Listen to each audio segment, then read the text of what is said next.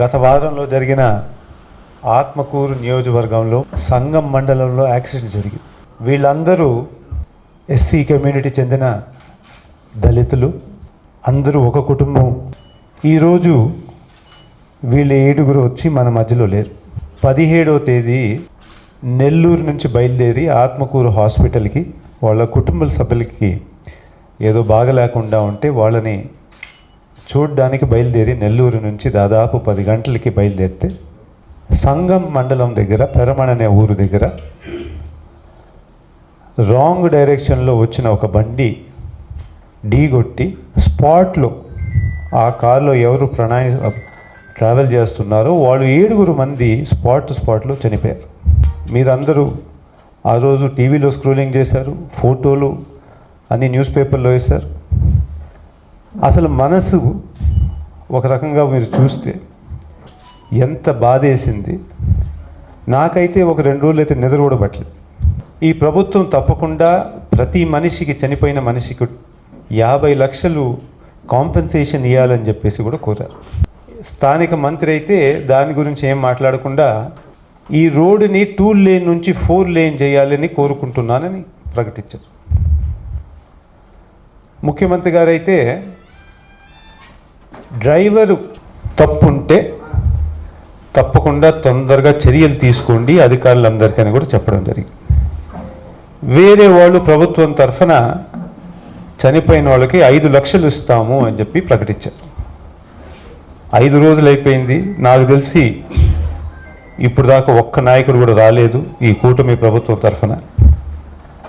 ఆ కాంపెన్సేషన్ అందిందో లేదో కూడా మాకెవరికి తెలియదు. ఆ రోజు మేము కూడా అనుకున్నాం, ఏంది పాపం వాళ్ళ అదృష్టం బాగాలేదు. ఆ రోజు ఆ యాక్సిడెంట్లో ఒకే కుటుంబం తరఫున 7 మంది చనిపోవడం అనేది చాలా బాధాకరం అని చెప్పి వదిలేసుకున్నాం కూడా.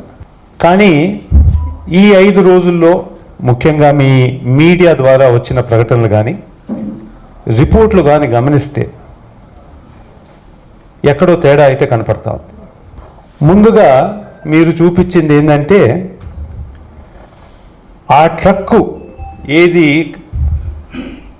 కార్ని ఢీగొట్టుకుందో దాంట్లో ఇసుక ట్రాన్స్పోర్టేషన్ జరుగుతూ ఉంది అని క్లియర్గా తేలింది. ఈ ఇసుక ఆ బండికి 25 టన్నులు లోడ్ అయితే దాదాపు 40 టన్నుల కన్నా ఎక్కువ లోడ్ వేసుకొని పోతుంది అని కూడా తేలింది. ఈ ఇసుక బయలుదేరింది పెరుమాళపాడు క్వారీ అని చెప్పి కూడా తేలింది. పెరుమాళపాడు క్వారీ అనేది ఇల్లీగల్ క్వారీ అనేది పర్మిషన్ లేకుండా నడుస్తుందని కూడా చెప్పి మీరు రిపోర్టింగ్ కూడా చేశారు. కొంతమంది అయితే అక్కడ పోయి ఆ క్వారీలో ఉండే పరిస్థితి, ఆ ఇసుక క్వాలిటీ కానీ ఆల్రెడీ ఒక లోడ్ చేసిన బండి కూడా ఎట్ట కనపడుతుంది అనేది కూడా చూపించారు. ఆ క్వారీ పర్మిషన్ లేదు అనేది తెలిపాయి. అంటే క్లియర్ కేస్గా ఇల్లీగల్ శాండ్ మైనింగ్ అనేది మాత్రం బయటకు వచ్చేసింది. అయితే ఈ మైన్కి రీసెంట్గా దాదాపు ఒక 1 నెల రోజుల ముందర ఒక కాంట్రాక్ట్ ఇవ్వబడడం జరిగింది. అంటే ఈ క్వారీలో 16 లక్షలు పెట్టి ఒక గ్రావెల్ రోడ్డు తయారు చేయమని చెప్పేసి ఒక వర్క్ ఆర్డర్ అయితే రిలీజ్ చేశారు. ఎంఎన్ఆర్ఈ చేసి కాపీ మీ అందరికి కూడా ఇస్తాను, మీ అందరే బయట పెట్టారనుకుంటాను. ఇది gravel road from Perumalapadu Apparapalem bridge to sand reach at Perumalapadu. అంటే పెరుమాళపాడులో శాండ్ రీచ్ ఉందనే మీరందరూ చూపించింది ఇల్లీగల్ రీచ్ అయితే ఈ రీచ్కి ఒక శాండ్ గ్రావెల్ రోడ్ వేయించేసి ఎందువల్ల అంటే దేనికోసం ఇది వేశారు అనేది, అంటే అక్కడ నుంచి ఇసుక తీయడానికే కదా. అయితే ఎవరు అనుమతి ఇచ్చారు అంతా ప్రకటిస్తున్నారు కదా. మన ఆత్మకూరులో పెద్ద విధంగా మాఫియా డాన్లు తయారైపోయినారు, శాండ్ మాఫియా డాన్లు అనేది. ఈ డాన్ ఎవరు అనుమతి ఇచ్చింది? ఈ రోడ్ వేయడానికి, ఇక్కడ నుంచి ఇసుక వేయడానికి అనుమతి ఎవరు ఇచ్చారు? దాని తర్వాత కలెక్టర్ గారైనా కానీ దీనికి ఎట్ట పర్మిషన్ ఇచ్చారు? అసలు మీరే కదా ప్రకటించేది శాండ్ రీచ్లు ఎక్కడెక్కడ ఉన్నాయనేది. అట్లాంటిది పెరుమాళపాడు దగ్గర శాండ్ రీచ్ లేనిది ఈ వర్క్కి, ఈ గ్రావెల్ రోడ్ వేయడానికి ఎవరు కలెక్టర్ గారు ఏ విధంగా అనుమతి ఇచ్చారని కూడా మేము అడుగుతున్నాం. డ్రైవరు తాగి ఉన్నారు, అక్కడి నుంచి పారిపోయారు, లేక పోలీస్ కస్టడీలో ఉన్నారనేది తెలియదు. కానీ తోలే డ్రైవరు లైసెన్స్ లేకుండా ఉన్నారు, ప్లస్ తాగి ఉన్నారని చెప్పేసి ఒక రిపోర్ట్ వచ్చింది. అదే రోజు ఎస్పీ గారు కూడా ఆ రోజు విజయవాడలో ఉన్నారనుకుంటాను. సాయంత్రం 8:30కి యాక్సిడెంట్ స్పాట్కి చేరుకున్నారు. అక్కడంతా పరిశీలించిన తర్వాత మీడియా మిత్రులతో మాట్లాడుతూ ఎవరో క్వశ్చన్ అడిగితే ర్యాష్ డ్రైవింగ్, నెగ్లిజెంట్ డ్రైవింగ్ వల్ల యాక్సిడెంట్ జరిగింది, డ్రైవర్ మా కస్టడీలో ఉన్నారు, డ్రైవర్ కనకపోయినా అక్యూజ్డ్ మా కస్టడీలో ఉన్నారు, తొందరలోనే నిజాలంతా బయట పెడతాము అన్నారు. ఆ రోజు రాత్రి దాదాపు పొద్దున్న 2:30 ఎఫ్ఐఆర్ నమోదు చేశారు. అక్యూజ్డ్లో number 1 tipper driver, number 2 tipper owner, number 3 mafia don Bujjinaidu అని చెప్పేసి ఎఫ్ఐఆర్లు నమోదు చేశారు. వింతగా అక్కడ ఏంటంటే ఆ టిప్పర్ నంబర్ దగ్గర కార్ నంబర్ అయితే ప్రకటించారు. ఈ తప్ప లేకపోతే తెలియకుండా చేస్తారో మాకు తెలియదు, కానీ అయితే వాళ్ళు దృష్టికి అయితే తీసుకుపోయారు. ఈ విధంగా తప్పుగా వేసింది ఎఫ్ఐఆర్లో అని. 24 గంటల తర్వాత మళ్ళీ 2వ ఎఫ్ఐఆర్ నమోదు చేశారు. దాంట్లో ఈ తప్పులు మార్చుకున్నారు. ఏంది, ఆ టిప్పర్ నంబర్ది కార్ నంబర్గా కాకుండా టిప్పర్ నంబర్గానే వేశారు. కానీ 24 గంటలు అయిన తర్వాత కూడా అక్యూజ్డ్ కస్టడీలో ఉన్నాడని చెప్పిన తర్వాత కూడా టిప్పర్ డ్రైవర్ పేరు రాయలేదు, టిప్పర్ ఓనర్ పేరు రాయలేదు. అది ఎందువల్ల రాయలేదు అనేదైతే పెద్ద ప్రశ్న అయితే వస్తుంది. టిప్పర్ ఓనర్ ఎవరైనా నంబర్ కొడితే ఒక 5 సెకండ్లో ఆ బటన్ నొక్కితే మీకు టిప్పర్ ఓనర్ ఎవరనేది బయటకు వస్తుంది. అంత కష్టమైన పని ఈ బండి ఓనరు టిప్పర్ నంబర్కి ఓనర్ ఎవరనేది తెలుసుకోవడానికి మన పోలీసుకి అంత కష్టంగా ఉందా లేకపోతే ఒత్తిడి ఉందా? నిజంగా పోలీసు వాళ్ళు మెచ్చుకోవాలి. ఎంత ఒత్తిడి వచ్చినా కానీ నిజం రాకపోయినా అబద్ధం మాత్రం చెప్పట్లేదు. వాళ్ళు నిజంగా మెచ్చుకోవాలి. వాళ్ళకి పడే ఒత్తిడి అనేది ఇప్పుడు బయటకు పడతా ఉంది. మీ రిపోర్ట్ల ప్రకారంగా ఆత్మకూరులో దాదాపు ప్రతిరోజు 150 బండ్లు ఇసుక దందా జరుగుతుందని చెప్పేసి క్లియర్గా రిపోర్ట్ కూడా చూపించారు.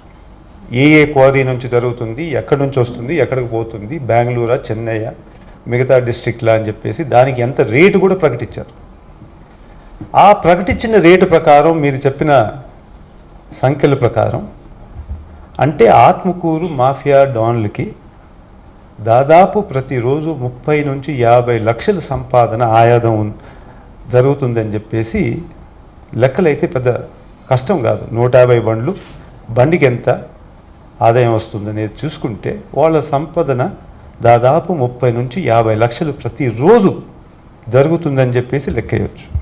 ఇన్ని విషయాలు బయటకు వచ్చిన తర్వాత ఇవన్నీ ఈరోజు ఈ గత 4 రోజుల్లో మీడియా ద్వారా వచ్చిన రిపోర్ట్ల ప్రకారంగా ఎవరైనా కానీ, నేను ఇప్పుడు మాజీ ఎమ్మెల్యేను కాబట్టి ఆత్మకూరు మా ఊరు కాబట్టి మాకు కూడా డౌట్లు వస్తాయి కదా. అంటే వీళ్ళు వాళ్ళ తలరాత తుండిందా లేకపోతే ఈ ఆత్మకూరులో ఉండే మాఫియా డాన్లు వాళ్ళు తయారు చేసిన విషాదమా? ఆ రోజు వాళ్ళు ఇల్లీగల్ మైనింగ్ చేయకుండా ఉంటే ఈ విషాదం జరుగుండేదా? అక్టోబర్ 15 దాకా అసలు ఏ నది నుంచి మట్టి ఎట్టకూడదని చెప్పి ఎన్జిటి బ్యాన్ ఉంది. అట్లాంటి బ్యాన్ కూడా పట్టించుకోకుండా ఆ రోజు పెరుమాళపాడు, పెన్నా నుంచి ఎత్తడం జరిగింది. ఆ రోజు ఆ బ్యాన్ పాటించుంటే ఈ 7 మంది చనిపోయి ఉండేవాళ్ళ? డ్రైవర్ తాగున్నాడా? అంటే మీరు పెట్టిన బెల్ట్ షాపులు కదా, ప్రతి ఊరికి 2-3 బెల్ట్ షాపులు పెట్టున్నారు. ఎక్కడికి పోయినా కానీ మంచినీళ్ళు దొరకపోయినా కానీ మందు అయితే తప్పకుండా దొరుకుతుంది. ఆ బెల్ట్ షాపులు లేకుండా ఉంటే ఈ విషాదం జరుగుండేదా? అంటే అది రహదారి. ప్రతిరోజు ఎంతోమంది ఆత్మకూరు కానీ, నెల్లూరు కానీ, బద్వేలు కానీ, కడప వాళ్ళంతా తిరుపతి పోవాలన్నా కానీ ఆ రహదారి వాడతారు. ఇప్పుడు మీ బండ్లు దాదాపు 150 బండ్లు నడుస్తున్నాయి కదా, శాండ్ మాఫియా బండ్లు. ప్రతి ఒక్క బండి ఓవర్లోడ్ అయి ఉంది. ఆ డ్రైవర్ తాగున్నాడో లేదో మాకు తెలీదు. అంటే ప్రతి ఒక్క బండి ఏదో యాక్సిడెంట్ చేసే అవకాశం ఉంది కదా. ఊరిని ఇంకో 4 లేన్ రోడ్ ఇస్తే అయిపోద్ది అనుకుంటున్నారా?